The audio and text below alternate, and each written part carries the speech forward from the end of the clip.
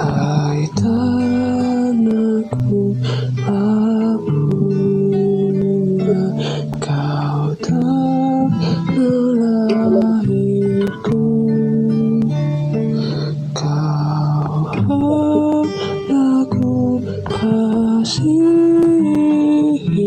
sehingga ajalmu. Ku kasih pasir putih di pantaimu sana, di mana lautan biru berkilatan terang. Ku kasih bunyi ombak memukul pantaimu. Nyanyian yang selalu senangkan hatiku. Ku kasih gunung-gunung besar mulialah, tanaman yang melayang keliling puncaknya.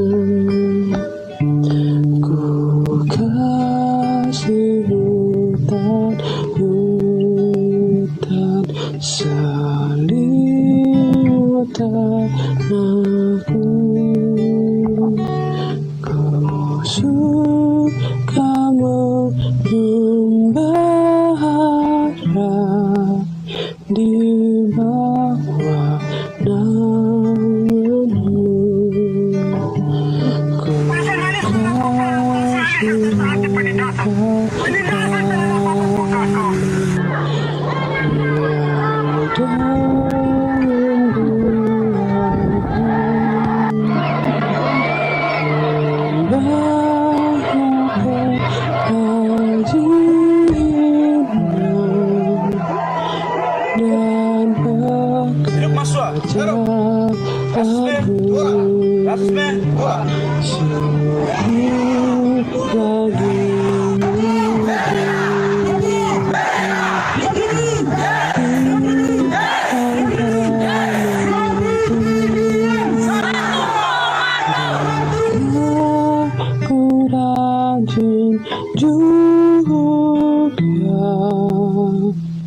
sampaikan maksudmu.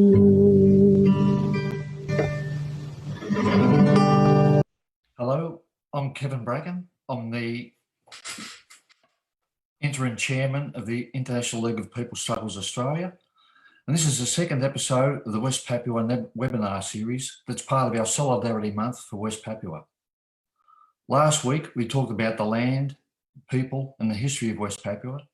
And in this episode, we go to the discussion of the right to self-determination, the general theory and application in the context of West Papua.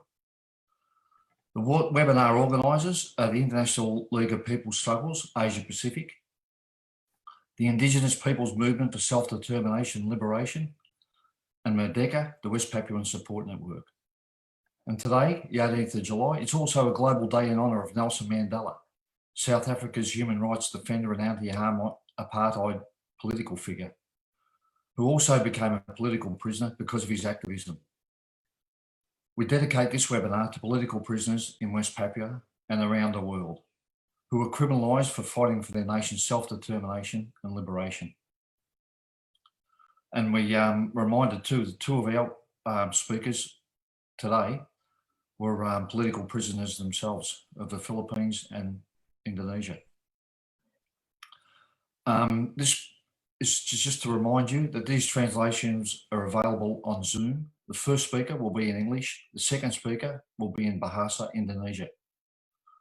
The webinar is also streaming live on Facebook pages of the ILPS Asia Pacific and the IPM SD. At the end of the webinar, we'll allow our Zoom participants to turn on their video for a virtual photo op. So please prepare your free West Papua signs or other related calls. Uphold West Papua's right to self-determination and free political prisoners. Our first speaker shall present the theoretical framework of self-determination as well as establish its congruence with the aspirations of West Papua's liberation. Tony Tujan was one of the founders of the IBON Foundation in 1978, an independent research institute in the Philippines. He is also the editor of the Institute of Political Economy, which produces journals on theoretical research and short training courses on political economy. He became a political prisoner thrice during the Ferdinand Marcos administration and also during the succeeding administration of Corio Aquino. He is now the Vice Chair of the ILPS Global for Internal Affairs. Here's our first speaker. Thank you, Tony. Thank you very much, Kevin, and good morning, everyone, or good noon there in the Pacific. I am currently in Europe, and very pleased that we're able to have this webinar, and I'm invited to speak on self-determination. The issue of self-determination for us has become an important issue in these times in the context of the struggle of the people of West Papua. For us, the question of self-determination should also be not taken lightly, not simply because it's about the life and death and life struggle of the West Papuans, but also to understand the different implications of the question of self-determination, and eventually why the question of liberation is the ultimate aspiration of every person. Actually, the question of self-determination and liberation can be interpreted with each of us. Each person has a right to determine what he or she wants to do in his life. On the other hand, we can also look at it as a question of a right of a group of people. And in this case of the West Papuan people, the whole people of West Papua. So the question of self-determination is right there as one of the fundamental rights enshrined in the Universal Declaration as it has been interpreted over the years. So we start with the question of the Universal Declaration, and there the question of self-determination is already a civil and political right, but it has been developed further actually in 1974 in the UN Declaration on the Right to Development.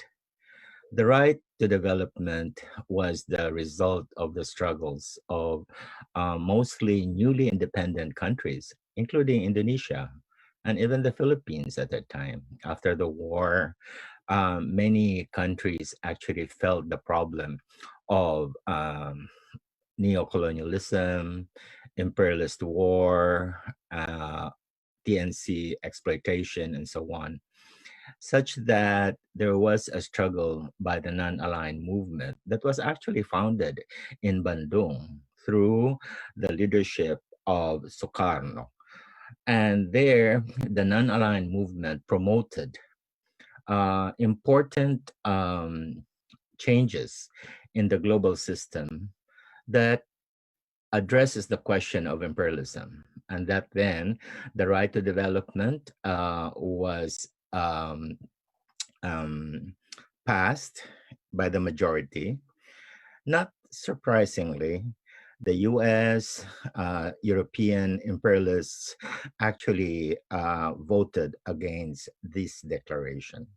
It is an important declaration because there, I would invite everyone to read that. And there, the right to development is is presented as an inalienable human right in which every human person and all peoples are entitled to participate in, contribute to, and enjoy economic, social, cultural, and political development, in which all human rights and fundamental freedoms can be realized. In a sense, after that, you have the UN Declaration on the Right of Indigenous Peoples in 2015 that also talks about self-determination. But actually, the original right to development that was developed 3 years previously, more than 30 years actually, was more superior. Next slide, please. In this Declaration on the Right to Development, you have in Article 2, actually, not Article 1, says that the right to development is an inalienable human right by virtue of which every human person are entitled to participate and enjoy their cultural, social, cultural, political development, and human rights and fundamental freedoms can be fully realized. The human right to development also implies the full realization of the people's self-determination, which includes, subject to relevant provisions of both international covenants on human rights, the exercise of their inalienable right to full sovereignty over all their NATIO wealth and resources. So in 1974, the question of peoples having their self-determination was already enshrined. Next slide, please. Now, in 1960, after there was actually a declaration concerning the implementation of the right to self-determination. This is even before the right to development.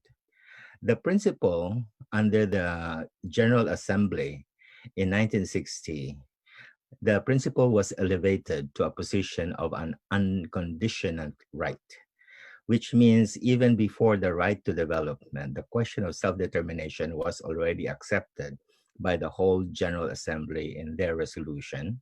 And the right of a people to self-determination is a cardinal principle under modern international law. So people, based on respect for the principle of equality and fair equality of opportunity, have the right to freely choose their sovereignty and international political status with no interference.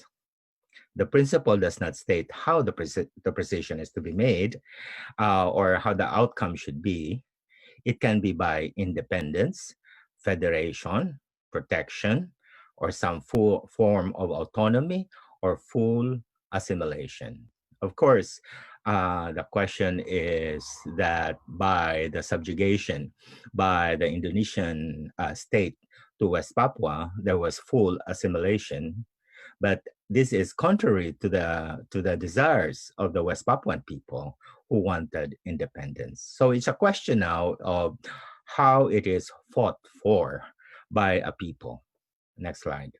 So because the right to development and the self-determination in the 1960 resolution still did not develop the full capacity of peoples to assert their self-determination.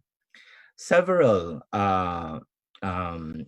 human rights organizations and civil libertarians gathered in Algiers in 1976, and they released the Universal Declaration of the Rights of People. In section 2, it says there, Article 5, every people has an imprescriptible and unalienable right to self-determination. It shall determine its political status freely and without any foreign interference. Every people has the right to break freely from any colonial or foreign domination, whether direct or indirect, or from any racist regime. Every people has the right to have a democratic government representing its citizens without distinction as race, sex, belief, or color, and capable of effective respect of the human rights and fundamental rights for all. which means to say, if a government such as Indonesia has already subjugated West Papua, under this universal declaration, the people have the right to break freely. So the question of secession is not simply an individual act of a people, such as in West Papua, but becomes now an international responsibility for us to understand the situations by which the people have decided or struggled with sweat and blood to become free in a framework of foreign domination. In that sense, the U.S. Jokowi regime is being a puppet of the U.S., has become an expression of colonial domination of the West Papuan people. Next slide, please. So the aspirations for the liberation of West Papua has been there in the struggle against Dutch colonialism. Indeed, you have the independence of Indonesia, but we must remember that we should not idealize simply the patriotic and anti-colonial government of Sukarno, because on one hand, it was very revolutionary for Sukarno to seek the independence of West Papua, to seek the complete freedom from Dutch colonialism, because the Dutch can create a staging ground in West Papua against a newly independent Indonesia. But on the other hand, the question of bringing in West Papua, in a sense, the Operation Mandala in 1962, on one hand, is a positive act to push the Dutch to free West Papua. But on the other hand, you now have the problem of the subversion of the process of self-determination and the UN process of 1962, and especially the plebiscite in 1969, which is, in a sense, would have been the final effort by which the treaty body would be able to grant that freedom, the independence of West Papua. So despite the anti-colonial effort of Sukarno, you now have the implications of subjugation that is tantamount to annexation. So in a sense, you cannot say that the Indonesian government or under Operation Mandala simply annexed West Papua, because there was an anti-colonial interest against the Dutch in this process. But on the other hand, the fact that the agreement towards giving independence, the UN process, was actually subverted. And therefore, by that subversion, indeed, this is the period wherein the Sukarnon government was then already subverted by US imperialism. And therefore, the comprador landlord caste under the Suharto puppet government now actually was the main responsible, number one, for the massacres, both of the people of Indonesia in their repression of the Communist Party of Indonesia, as well as the massacre against the West Papuan people. So the main enemy of Indonesia and in West Papuan people is US imperialist puppet government, before under Suharto and now under present Jokowi. President Jokowi. Whether you like it or not, the government of Sukarno, even though it was anti-imperialist, anti-colonial, that government is a government of the bourgeoisie. It was a government of the comprador landlord class of Indonesia.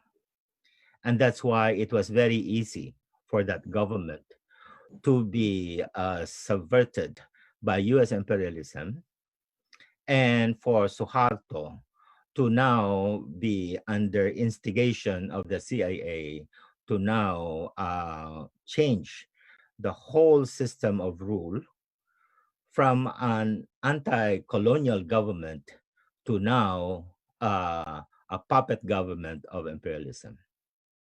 The intention in West Papua was very clear. Number one, Freeport McMahon by itself is already a prize for US imperialism. Further, there was a lot of riches of West Papua. And therefore, it is very understandable now that you have the ruling class of Indonesia, the compradors and landlords, now supporting a puppet government under President Jokowi. Next slide, please. The aspirations for the liberation of West Papua people is actually to address the question of imperialist plunder for the mineral, forestry, and agricultural resources like Freeport McMoran and palm oil plantations. Further, to get these riches, the comprador landlord rule in Indonesia, expressed in the generals, the military that controls West Papua, are implementing a fascist repression, including population control measures and continuing dispossession of the people. In that kind of situation, it means that for the West Papuans, they need self-rule. Let's forget if the West Papuans are saying that they need to be free, to be independent, or that they are for secession. The issue is simply that people, the West Papuan people, have a right to self-rule. That is their self-determination. But this self-rule is irreconcilable with the Indonesian government's militarist administration and their policy of repression of the people. Thus, a call for independence or separation becomes an option. That is why revolutionaries all over the world, since time immemorial, have always said that no matter the notions of what is a country, in the end, a nation that has been oppressed, a nation that has been oppressed in such severe fashion, have that right. Not only to have self-determination, but that self-determination means also, in the end, to fight that oppression through secession. Next slide, please. We must understand that there is a common struggle of the Indonesian and the West Papuan peoples. All peoples of Indonesia is a multinational country, and they face a common struggle to liberate themselves from US imperialism, bureaucratic capitalism, and feudalism, where the US and the local comprador landlord classes exploit and oppress the broad masses. Now, all national democrats in Indonesia have to arouse and mobilize the people of Indonesia for this struggle, and should also recognize that the West Papuan and the West Indonesian people fight side by side in a congruent struggle. Why should we recognize that it is a congruent struggle? Because this struggle is against a common enemy. a common enemy of imperialism and the puppet government of Jokowi. And therefore, what differences that exist between different nations and peoples of Indonesia are differences that should be in the context of solidarity, brotherhood in struggle. It would be chauvinist for the Malay majority people, especially if you are you think yourself that you are revolutionary or a national democrat, if you unite with the bourgeoisie represented by US and the compradors in defending a united Indonesia that is premised on continued national oppression and subjugation. It is unthinkable to be on the side of the bourgeoisie, because that bourgeoisie is US imperialism and the compradors of Indonesia. Indeed, they have a control of media in Indonesia. The people do not understand the issues around them. People do not understand how East Timor became independent, and they feel that Indonesia is being, how do you call this, broken up. But in the first place, the important thing is to have that unity against a common oppressor. And that oppressor is the one that is actually breaking up the people in the different islands of Indonesia, breaking it up, but at the same time ensuring that together this bourgeoisie under US imperialism are able to benefit in their exploitation and their oppression. And therefore, the important thing is to go deep into the reasons why Indonesia feels that problem, and that therefore we should fight together, side by side, and understand that people like those in Kalimantan, West Papua, and others also have their particular issues against this puppet government and the ruling class, besides the common issues that everyone is facing. All revolutionaries are expected to fight energetically against the national oppression and racism. We should all recognize that the two struggles of the West Papuan people and the Indonesian people are synergistic in many ways than one.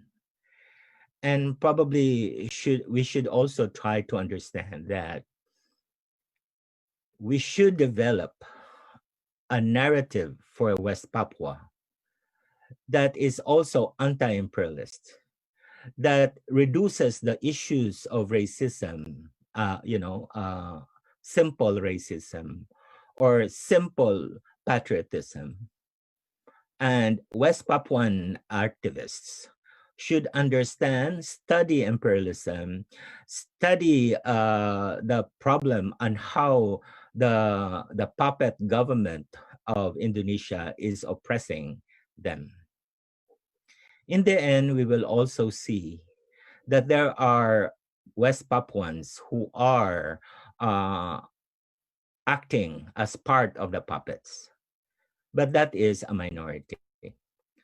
So it means that there are progressive West Papuans, but there are also collaborationist West Papuans. But any West Papuan, whether they are working class, they are a farmer, they are, part of a tribe, all of them, most of them, are oppressed by imperialism and the puppet government and the system in Indonesia. Next slide. Revolutionaries seeking national and social liberation of Indonesia should also recognize that the particular national subjugation of the West Papuan people is a distinct demand of a common struggle, a common platform, which means to say every Indonesian revolutionary should also understand the issue of West Papua and understand this, how that particular national subjugation gives that particular national demand of the West Papuan people up to secession. In this context, it is also fine for the West Papuan revolutionaries to call for secession in the face of the harshest forms of oppression by the Indonesian puppet state, and receive the broadest international solidarity, for their struggle. But in the same time, I think it's also important that we strengthen the narrative or the cause of the West Papuan revolutionaries, that it is not a simple breakaway from Indonesia. It should be a breakaway against U.S. imperialism, because U.S. imperialism and its how do you call this? Its servant, Australian imperialism, will then be very happy to take over West Papuan. And if we don't give that revolutionary education to all West Papuan people, then in the end, that independence will be for naught. Within the provinces of West Papua and West Papua in West Papua, revolutionaries should arouse, organize, and mobilize both the Papuan indigenous peoples and Malay settlers in a common, congruent struggle. Side by side, the Indonesian masses need to liberate themselves also by the same enemy, U.S. imperialism and the puppet government of Jokowi. Thank you very much. Thanks very much, Tony. And you gave us a good review all over. I thought Sukarno was a good man with the starting the non-aligned movement, but you've let us know why it was so easily overcome. And the US, or the CIA, puts it down as one of its most successful operations, the position of Sukarno and replacing with Suharto. And the same ambassador that was in Indonesia, Marshall Green, then went to Chile when Allende was thrown out, and he went to Australia in 1975 when we had our Prime Minister deposed too, Gough Whitlam, who was seeking some independence for Australia, away from the US and away from the imperialist powers which have been overcoming us too. Thanks very much for that. And how you've brought it all together about the UN resolutions in this right to self-determination, the rights for Indigenous people, and the rights that people have to determine their own future. And when it's overcome with repression, with military, you've got the right to actually stand up against that. We all oppose oppression, and being opposed to it gives you the right to do something about it. Our next speaker is Septi Meidodga. I'm sorry about that, Septi. He's a West Papuan youth activist from the capital town of Manawakawi. Septi was one of those arrested at the height of the West Papuan uprising last year. He was arrested for allegedly posting statements on social media that provoked mass action. And I'd like to hand over to our next speaker, Septi. Thank you. Baik, atas nama aktivis Papua, saya menanggapi langsung sebagai webinar di saat siang hari ini. Pertama-tama, kontekstual perjuangan rakyat Papua untuk kemudian menentukan nasib sendiri bukan hanya sekedar sebuah isu publik, tetapi ini menjadi sebuah histori perjuangan daripada pergerakan politik yang terjadi di tanah Papua semenjak tahun 1961 hingga saat ini. Ini yang menjadi sebuah acuan bagi perjuangan politik bangsa Papua untuk kemudian menentukan nasibnya sendiri, sehingga perjuangan ini bukan menjadi sebuah perjuangan sekedar opini, tetapi perjuangan berdasarkan sebuah sejarah. Berikut perjuangan penentuan nasib sendiri itu sudah menjadi sebuah dasar di mana seluruh rakyat bangsa Papua Barat tidak mau untuk eksploitasi terjadi terhadap hutan, terjadi terhadap kekayaan alam, terjadi terhadap degradasi sumber daya manusia Papua itu sendiri. Kemudian terjadi perhempitan ekonomi terhadap orang non-pribumi dan pribumi yang ada di tanah Papua. Sehingga penentuan nasib sendiri itu menjadi sebuah solusi demokratis untuk rakyat Papua. Karena dengan jalur penentuan nasib sendiri itu rakyat Papua bisa menemukan dia punya hak untuk ekonomi, hak untuk budaya, hak untuk sosial bisa terakomodir secara utuh tanpa dibatasi oleh hal apapun. Karena pertama-tama kita lihat bahwa konteks perjuangan Papua ini bukan saja tentang perjuangan politiknya, tetapi tentang perjuangan ekonomi dan sosial dan budayanya. Sehingga semua proses ini menjadi akumulasi untuk pergolakan politik Papua ini mendorong untuk harus penentuan nasib sendiri.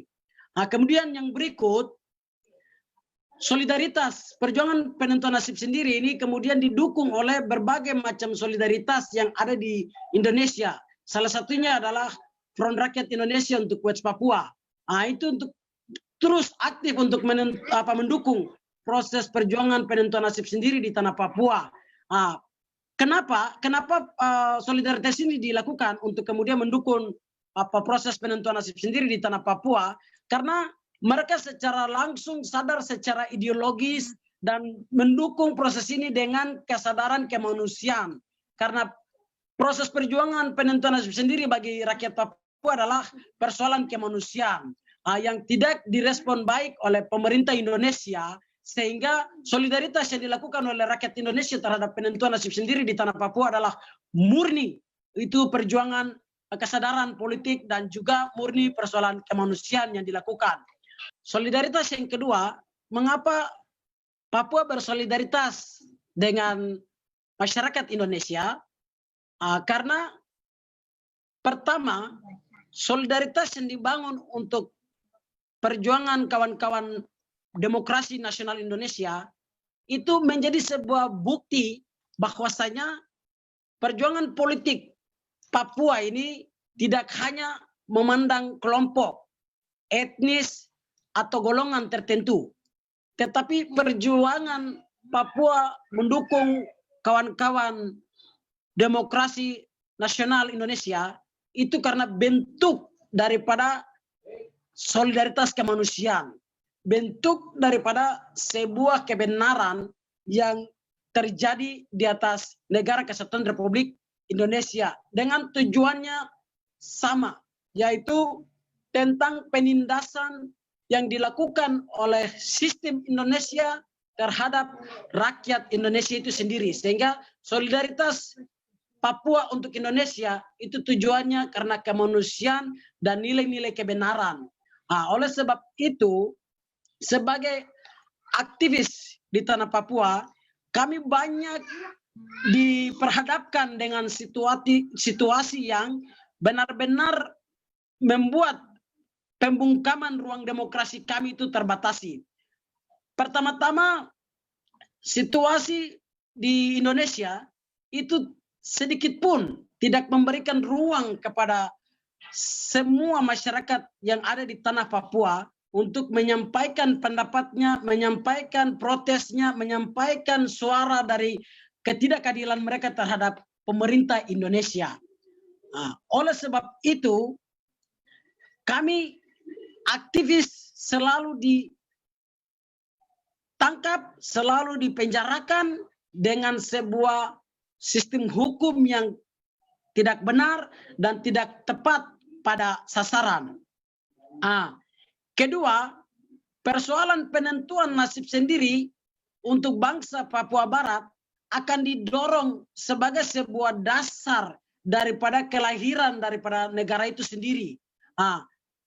Bangsa Papua Barat akan berdaulat dan merdeka itu ditentukan oleh masyarakat Papua. Untuk mengantisipasi perbedaan rasisme dan konflik horizontal di tanah Papua, bahwasanya negara untuk merdeka dan berdaulat itu pastinya memiliki sebuah dasar ideologi yang kuat. Kedua, kita akan menggunakan kekuatan nasionalisme Papua dengan konteks adat, budaya, dan kultur. Itu yang akannya menjadi sebuah pengikat bagi persoalan nasionalisme Papua untuk menjaga persatuan dan menuju kepada perjanjian kemerdekaan bangsa Papua Barat. Oleh sebab itu, solidaritas yang dibangun oleh masyarakat Indonesia terhadap penentuan nasib sendiri di tanah Papua itu karena kesadaran kolektif masyarakat Indonesia dengan pemahaman sejarah perjuangan pembebasan nasional Papua Barat. Dan konflik ini terjadi semenjak manipulasi sejarah yang dilakukan oleh pemerintah Indonesia semenjak 1969. Penentuan pendapat rakyat, PPRA, itu dicederai oleh Indonesia. Sehingga awal konflik berkepanjangan terjadi penembakan, pembunuhan, pemenjaraan terhadap aksi-aksi protes yang dilakukan oleh aktivis-aktivis di tanah Papua. Itu biang kerok dan aktor utamanya adalah persoalan PPRA yang cacat hukum secara ilegal dan sepihak dilakukan oleh pemerintah Indonesia terhadap hak-hak orang asli Papua. Kemudian yang berikut, demokrasi yang dianggap sebagai sebuah dasar negara kesatuan Republik Indonesia ini cacat total di tanah Papua. Kenapa? Karena setiap aktivis-aktivis yang melakukan protes, menyuarakan kebenaran, bukan hanya persoalan substansial penentuan nasib sendiri bagi bangsa Papua Barat, tetapi persoalan ekonomi, persoalan sosial, persoalan budaya, ini sedikit pun tidak pernah diberikan ruang kepada rakyat Papua untuk menyampaikan pendapatnya di muka umum. Ini bukti kalau Indonesia merupakan sebuah negara kolonial yang masih gagal dalam meluruskan sejarah perjuangan penentuan nasib sendiri bagi bangsa Papua Barat. Oleh sebab itu, kami sebagai aktivis Papua berharap bahwa penentuan nasib sendiri itu menjadi sebuah solusi demokratik bagi bangsa Papua Barat untuk mengantisipasi dan menetralkan persoalan ekonomi, persoalan sosial, dan persoalan budaya. Agar perusahaan-perusahaan asing tidak lagi melakukan eksploitasi terhadap sumber daya alam.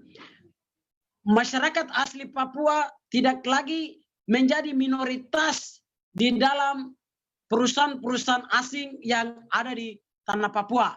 Tetapi dengan penentuan nasib sendiri, masyarakat Papua dapat mengatur dan mengurus dirinya sendiri di bidang ekonomi, di bidang sosial, di bidang politik, dan di bidang kebudayaan. Itu yang menjadi harapan rakyat bangsa Papua Barat yang sampai saat ini terus didorong oleh aktivis-aktivis yang ada di tanah Papua.